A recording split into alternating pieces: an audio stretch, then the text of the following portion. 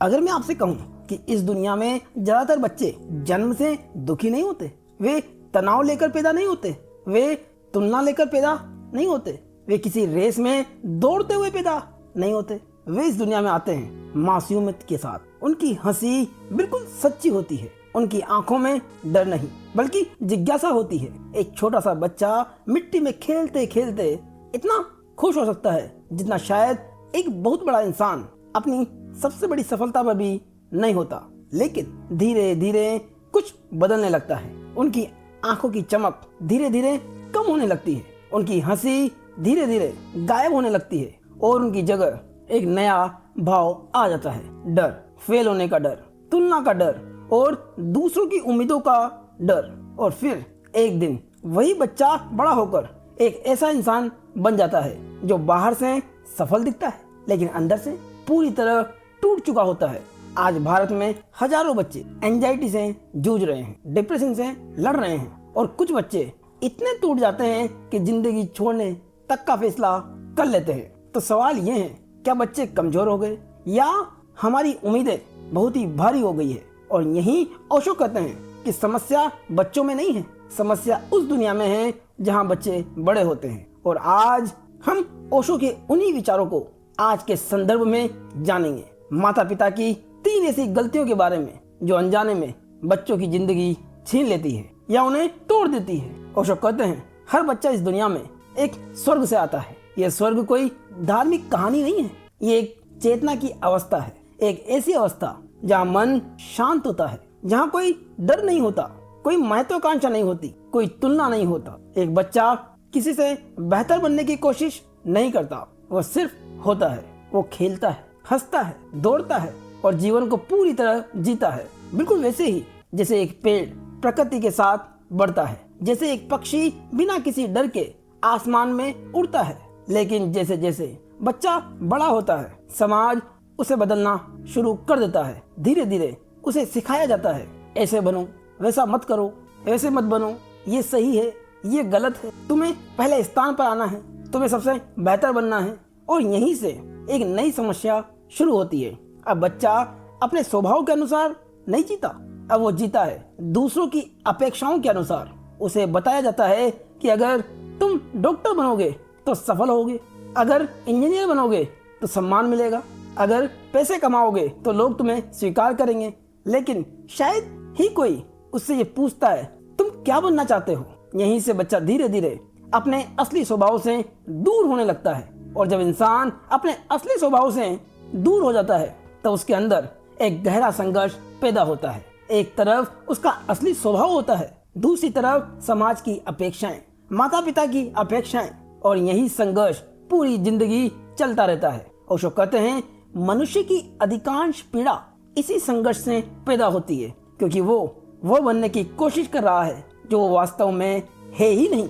और जब इंसान अपने असली स्वभाव को छोड़ देता है तो उसकी खुशी धीरे धीरे खत्म हो जाती है। वो बाहर से सफल दिख सकता है लेकिन अंदर से वो हमेशा खाली महसूस करेगा। ओशो कहते हैं अगर इंसान को सच में खुश होना है तो उसे अपने स्वभाव को फिर से खोजने की जरूरत है। उसे फिर से वही बनना होगा जो वो बचपन में था, स्वाभाविक, स्वतंत्र और जीवन के प्रति उत्साहित। क्योंकि बच्चे जन्म से टूटे हुए नहीं होते, उन्हें धीरे धीरे समाज तोड़ देता है। ओशो कहते हैं कि समाज इंसान को 2 हिस्सों में बांट देता है, क्योंकि मनुष्य के पास ईश्वर की दी हुई एक अद्भुत क्षमता और चीज है, उसका दिमाग और उसका विवेक। फिर भी ये दुनिया उसका प्रयोग उसे नहीं करने देती। ओशो कहते हैं कि मनुष्य की सबसे बड़ी त्रासदी ये नहीं है कि उसके पास पैसा कम है या सफलता कम है। सबसे बड़ी त्रासदी ये है कि मनुष्य अपने ही भीतर 2 हिस्सों में बढ़ गया है। एक हिस्सा है जो वो वास्तव में है और दूसरा हिस्सा है जो समाज चाहता है कि वो बने या माता पिता चाहते हैं कि वो ऐसा करे। और जब ये दोनों हिस्से एक दूसरे के खिलाफ खड़े हो जाते हैं तो इंसान के भीतर एक गहरा संघर्ष शुरू हो जाता है। समाज की पहली चाल को उजागर करते हुए ओशो कहते हैं कि जब बच्चा छोटा होता है तब वो स्वाभाविक होता है। अगर उसे रोना आता है तो वो रोता है, अगर उसे हंसी आती है तो वो हंसता है, अगर उसे गुस्सा आता है तो वो उसे छिपाता नहीं। लेकिन धीरे धीरे समाज उसे सिखाना शुरू करता है अच्छे बच्चे गुस्सा नहीं करते, अच्छे बच्चे रोते नहीं, अच्छे बच्चे हमेशा मुस्कुराते हैं और यहीं से बच्चा अपनी असली भावनाओं को छिपाना शुरू कर देता है। मान लीजिए एक बच्चा दुखी है, लेकिन उसे कहा जाता है रोना बंद करो। धीरे धीरे वो सीख जाता है कि अपने असली भावनाओं को छिपाना है। अब वो बाहर से मुस्कुरा सकता है, लेकिन अंदर से दुखी रहेगा। यही नकलीपन धीरे धीरे उस व्यक्ति का हिस्सा बन जाता है।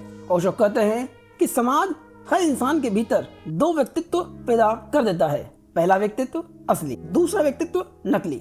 असली व्यक्तित्व वह है जो स्वाभाविक है, जो बिना डर के अपनी भावनाओं को जीता है। लेकिन नकली व्यक्तित्व वह है जो समाज को खुश करने के लिए बनाया जाता है। यह व्यक्तित्व हम पहनते हैं जैसे एक मुखौटा। हाँ, पहले पहले ये मुखौटा छोटा होता है, लेकिन समय के साथ ये इतना बड़ा हो जाता है कि इंसान खुद भूल जाता है कि उसका असली चेहरा कैसा था। और तब एक अजीब स्थिति पैदा होती है। बाहर से सब कुछ ठीक दिखाई देता है, लेकिन अंदर से इंसान खाली महसूस करता है। उसे लगता है कि वो अपने ही जीवन में एक अभिनेता बन गया है। और यही ओशो कहते हैं कि मनुष्य की ज्यादातर पीड़ा बाहरी परिस्थिति से नहीं आती, वो आती है इस आंतरिक विभाजन से। जब आपका दिल एक दिशा में जाना चाहता है और आपका दिमाग दूसरी दिशा में धकेलता है, तो भीतर लगातार संघर्ष चलता रहता है। यही कारण है कि आज बहुत से लोग तनाव में रहते हैं, बेचैन रहते हैं, हमेशा असंतुष्ट रहते हैं, भले ही उनके पास सब कुछ क्यों ना हो। इसे एक उदाहरण से समझते हैं। मान लीजिए किसी व्यक्ति को संगीत पसंद है, उसका दिल कहता है संगीतकार बनो, लेकिन समाज कहता है संगीत में भविष्य नहीं है, डॉक्टर बनो, इंजीनियर बनो। अगर वो समाज की बात मान लेता है तो बाहर से वो सफल दिख सकता है, लेकिन अंदर एक खालीपन रहेगा, क्योंकि उसने अपने दिल की आवाज को दबा दिया। और इसे ओशो विक्टिम बनने की प्रक्रिया कहते हैं। जब इंसान बार बार अपनी सच्चाई को दबाता है तो धीरे धीरे वो अपने ही जीवन का विक्टिम बन जाता है। वो दूसरों को खुश करने के लिए जीता है और समाज की स्वीकृति के लिए जीता है, लेकिन उसके भीतर एक गहरी बेचैनी रहती है। ओशो कहते हैं कि इस समस्या का समाधान बहुत जटिल नहीं है। इसका पहला कदम है कि अपने भीतर के इस विभाजन को देखना कि आप कौन हैं और आप क्या बनने की कोशिश कर रहे हैं। जब ये जागरूकता आती है तब धीरे धीरे नकली व्यक्तित्व टूटने लगता है और असली व्यक्तित्व फिर से उभरने लगता है। ओशो का संदेश बिल्कुल साफ है कि अगर आप सच में एक शांत और आनंदित जीवन चाहते हैं तो आपको अपने असली स्वभाव के साथ जीना होगा, न कि दूसरे की अपेक्षाओं के अनुसार। क्योंकि जब आप अपने असली स्वभाव को स्वीकार करते हैं तभी भीतर एक गहरी शांति जन्म लेती है। और इस सब को अगर हम बच्चों के परिदृश्य में समझें तो उसका सबसे बड़ा उदाहरण है कोटा, भारत का वो शहर जिसे शिक्षा की काशी कहा जाता है और बहुत से लोग इसे कोचिंग नगरी भी कहते हैं। हर साल हजारों बच्चे यहाँ आते हैं एक सपना लेकर, कोई आईआईटी का, कोई नीट का क्लियर करने का सपना उनके जहन में धधक रहा होता है। छोटे छोटे शहरों से, गांवों से माता पिता की उम्मीदों के साथ ये बच्चे कोटा पहुंचते हैं। कल्पना कीजिए एक 16 साल का लड़का है, उसका नाम है आरव। आरव को बचपन से चित्र बनाना पसंद था। स्कूल में उसकी नोटबुक के किनारे हमेशा सुंदर सुंदर स्केच से भरे रहते थे। उसकी टीचर कहती थी तुम बहुत अच्छे आर्टिस्ट बन सकते हो, लेकिन घर में एक ही सपना था, आईआईटी। उसके पिता कहते थे बेटा इंजीनियर बनोगे तो जिंदगी बन जाएगी, और इसीलिए आरव को भेज दिया गया कोटा। कोटा की जिंदगी में आरव का दिन कुछ ऐसे बीतते कि सुबह 6 बजे उठना, फिर कोचिंग, घंटों फिजिक्स, घंटों केमिस्ट्री, घंटों मैथ्स और रात तक पढ़ाई, और हर हफ्ते टेस्ट। हर टेस्ट के बाद एक रैंक, और हर रैंक के बाद एक तुलना। अगर रैंक अच्छी आती तो घर से फोन आता और मेहनत कर, अगर रैंक खराब आती तो वही फोन डर बन जाता, इतना पैसा लगा रहे हैं, तुम्हें आईआईटी में जाना ही होगा। और अंदर का संघर्ष धीरे धीरे आरव के अंदर 2 दुनिया बन गई। एक दुनिया जहां वो आर्टिस्ट बनना चाहता था और दूसरी दुनिया जहां उसे इंजीनियर बनना था। और यही वो संघर्ष था जिसकी बात ओशो करते हैं, मैं जो हूँ और मुझे क्या होना चाहिए। धीरे धीरे आरव की मुस्कान कम हो गई, उसकी ड्राइंग कॉपी बैग के नीचे दब गई और उसकी जगह भारी भारी किताबों ने ले ली। वो पढ़ रहा था लेकिन दिल से नहीं, सिर्फ डर से। एक कड़वी सच्चाई ये है कि कोटा में ऐसी कहानियां बहुत ही सुनने को मिलती है। हर साल कई बच्चे इस दबाव को सह नहीं पाते और तब हम अखबारों में और न्यूज की सुर्खियों में एक दुखद खबर पढ़ते हैं और सुनते हैं कि एक और सपना टूट गया। लेकिन असली सवाल है, क्या ये बच्चे कमजोर थे या हमारी उम्मीदें बहुत ही भारी थी? यही सवाल ओशो माता पिता से कहते हैं कि वे अपने से करें। जब हम किसी इंसान को उसकी प्रकृति के खिलाफ जीने के लिए मजबूर करते हैं तो हम उसकी आत्मा को दबा देते हैं। सबसे गहरी बात यह है कि हर बच्चा आईआईटी के लिए नहीं बना, हर बच्चा नीट के लिए नहीं बना। कोई कलाकार है, कोई लेखक है, कोई वैज्ञानिक है, तो कोई उद्यमी है। अगर हम हर बच्चे को एक ही सांचे में ढालने की कोशिश करेंगे तो बहुत सारे खूबसूरत सपने जन्म लेने से पहले ही मर जाएंगे। इसीलिए बच्चों का भविष्य बनाने के नाम पर अगर हम उनकी आत्मा ही तोड़ दे तो वो सफलता नहीं, एक त्रासदी है। इसीलिए ओशो कहते हैं कि माता पिता अपने बच्चों से प्यार तो करते हैं, ये स्वाभाविक है, लेकिन अक्सर इस प्यार के साथ एक ऐसी चीज जुड़ी होती है जो धीरे धीरे बच्चे की स्वतंत्रता को खत्म कर देती है, और वो है अपेक्षा।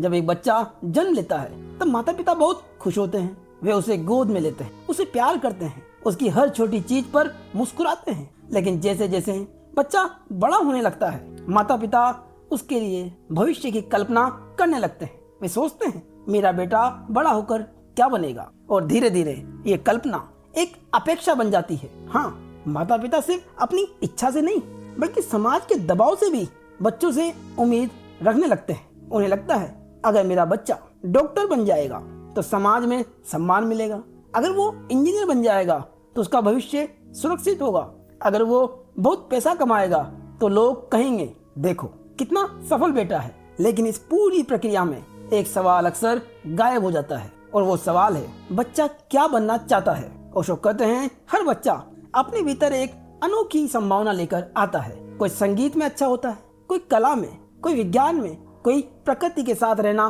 पसंद करता है। हर व्यक्ति का स्वभाव अलग होता है, लेकिन जब माता पिता अपने सपनों को बच्चे पर थोप देते हैं तो बच्चे की ये प्राकृतिक दिशा धीरे धीरे दब जाती है। इसीलिए ओशो कहते हैं कि जब इंसान अपनी प्रकृति के खिलाफ जीता है तो वो चाहे कितनी भी सफलता क्यों न पाले, उसे भीतर एक खालीपन महसूस होगा, क्योंकि उसने अपनी जिंदगी नहीं जी, उसने किसी और का सपना जिया।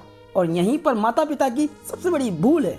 और इसी पर ओशो कहते हैं कि माता पिता की सबसे बड़ी भूल ये है कि वे बच्चों को अपनी संपत्ति समझने लगते हैं। उन्हें लगता है हमने तुम्हें जन्म दिया है इसलिए तुम्हें वही बनना चाहिए जो हम चाहते हैं। लेकिन ओशो कहते हैं बच्चा आपकी संपत्ति नहीं है, वो जीवन की अपनी यात्रा है, वो सिर्फ उस यात्रा के माध्यम है। माता पिता का काम बच्चे को नियंत्रित करना नहीं है, माता पिता का काम है बच्चे को समझना, उसकी क्षमता को पहचानना, उसे स्वतंत्रता देना ताकि वो अपने स्वभाव के अनुसार जीवन जी सके।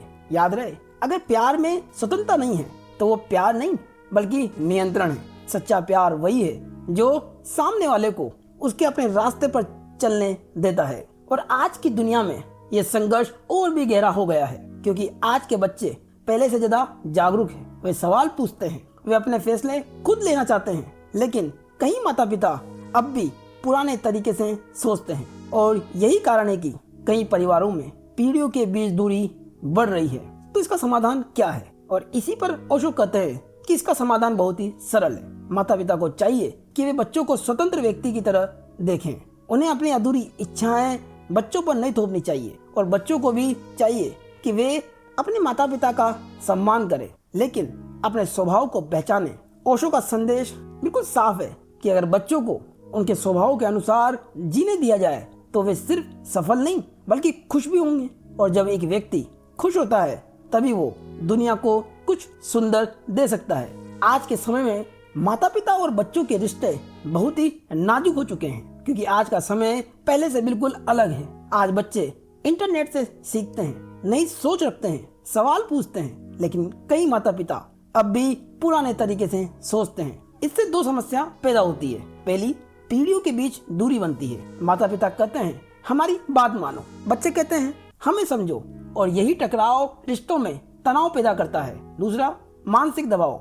आज बहुत सारे बच्चे एंजाइटी, डिप्रेशन, आत्मविश्वास की कमी से जूझ रहे हैं और उसका सामना कर रहे हैं, क्योंकि वे लगातार तुलना में जी रहे हैं। और जब माता पिता बच्चों पर बहुत ही ज्यादा नियंत्रण करते हैं तो 3 बड़े नुकसान होते हैं। पहला, बच्चों का आत्मविश्वास खत्म हो जाता है। बच्चा सोचने लगता है मैं पर्याप्त नहीं हूँ। दूसरा, रचनात्मकता खत्म हो जाती है। अब बच्चा जोखिम लेने से डरने लगता है। तीसरा, रिश्ता कमजोर हो जाता है। बच्चा अपने माता पिता से खुलकर बात करना बंद कर देता है। लेकिन इसके उलट अगर माता पिता बच्चों को स्वतंत्रता देते हैं तो कई सुंदर चीजें होती है। बच्चा आत्मविश्वासी बनता है, वो अपने निर्णय खुद लेना सीखता है, उसकी रचनात्मकता बढ़ती है, वो कई नई चीजें सीखता है। माता पिता और बच्चे के रिश्तों में मजबूती बढ़ती है। अब माता पिता और बच्चे दोस्त बन जाते हैं। ओशो कहते हैं अगर माता पिता सच में चाहते हैं कि उनका बच्चा एक खुश, आत्मविश्वासी और जागरूक इंसान बने तो उन्हें कुछ बुनियादी बातों को समझना होगा। माता पिता को 3 ऐसी चीजें सीखनी होगी। पहला, बच्चों को स्वीकार करें। सबसे पहले और सबसे महत्वपूर्ण बात है स्वीकार करना। हर बच्चा इस दुनिया में एक अनोखी संभावना लेकर आता है। कोई बच्चा शांत स्वभाव का होता है, कोई बहुत जिज्ञासु होता है, कोई कला में रुचि रखता है, कोई विज्ञान में। लेकिन अक्सर माता पिता बच्चों को जैसा वो है वैसा स्वीकार करने के बजाय उसे बदलने की कोशिश करने लगते हैं। वे कहते हैं ऐसा मत बनो, ऐसा बनो, ये सही नहीं है, तुम्हें ऐसा होना चाहिए। धीरे धीरे बच्चा महसूस करने लगता है कि वो जैसा है वैसा ठीक नहीं है और यही भावना उसके आत्मविश्वास को कमजोर कर देती है। ओशो कहते हैं अगर बच्चा ये महसूस करे कि उसे उसके असली रूप में स्वीकार किया जा रहा है तो उसके भीतर एक गहरा आत्मविश्वास पैदा होता है। वो बिना डर के अपने विचार व्यक्त कर सकता है, नई चीजें सीख सकता है और अपने व्यक्तित्व को विकसित कर सकता है। स्वीकार करने का मतलब ये नहीं है कि बच्चे को कोई दिशा ही न दी जाए, बल्कि इसका अर्थ है पहले उसे समझो फिर मार्गदर्शन दो। दूसरा, तुलना मत करें। दूसरी बड़ी गलती जो अक्सर माता पिता करते हैं वो है तुलना। वे कहते हैं देखो तुम्हारा दोस्त कितना अच्छा पढ़ता है, देखो तुम्हारा भाई तुमसे ज्यादा समझदार है, देखो पड़ोसी का बच्चा हमेशा पहले नंबर पर आता है। ऐसी बातें सुनकर बच्चे के भीतर 2 भाव पैदा होते हैं। पहला, हीन भावना। दूसरा, ईर्ष्या। उसे लगता है कि वो दूसरे से कम है और धीरे धीरे वो अपनी क्षमता पर भरोसा खोने लगता है। ओशो कहते हैं प्रकृति में 2 पत्ते भी एक जैसे नहीं होते, तो फिर 2 इंसान एक जैसे कैसे हो सकते हैं। हर बच्चा अपनी अलग प्रगति के साथ पैदा हुआ है, इसीलिए वो अपनी अलग गति से बढ़ता है, अपनी अलग क्षमता के साथ जीवन जीता है। अगर हम हर बच्चे को उसके अपनी यात्रा के अनुसार बढ़ने दें तो वो अपने अंदर की संभावनाओं को स्वाभाविक रूप से विकसित कर सकता है। तुलना बच्चे की ऊर्जा को बढ़ाती नहीं बल्कि उसे दबा देती है। तीसरा, बिना शर्त के उसे प्यार दे। तीसरी और सबसे गहरी बात है बिना शर्त प्यार करना। अक्सर माता पिता का प्यार अनजाने में शर्तों से जुड़ जाता है। अगर बच्चा अच्छा पढ़े तो प्यार मिलता है, अगर वो सफल हो तो तारीफ मिलती है, लेकिन अगर वो गलती करे तो आलोचना और निराशा मिलती है। धीरे धीरे बच्चा ये मानने लगता है कि उसे प्यार पाने के लिए कुछ साबित करना होगा। ओशो कहते हैं सच्चा प्यार किसी शर्त पर आधारित नहीं होता।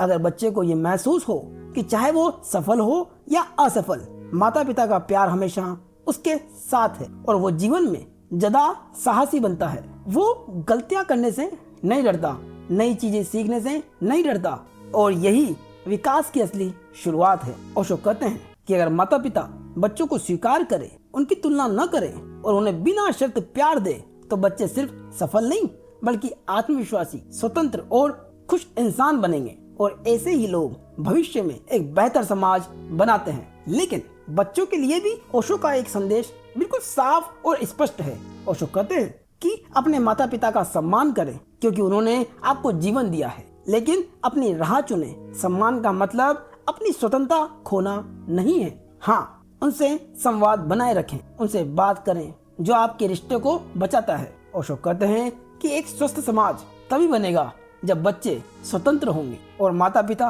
समझदार होंगे, क्योंकि बच्चे भविष्य हैं और अगर हम उन्हें सही वातावरण दें तो शायद एक दिन ये दुनिया थोड़ी ज्यादा जागरूक, थोड़ी ज्यादा खुश और थोड़ी ज्यादा सुंदर बन सके। और दोस्तों, ये वीडियो आपको पसंद आया हो तो लाइक करें, कमेंट करें, चैनल को सब्सक्राइब करें और हाई बटन पर क्लिक करें। धन्यवाद।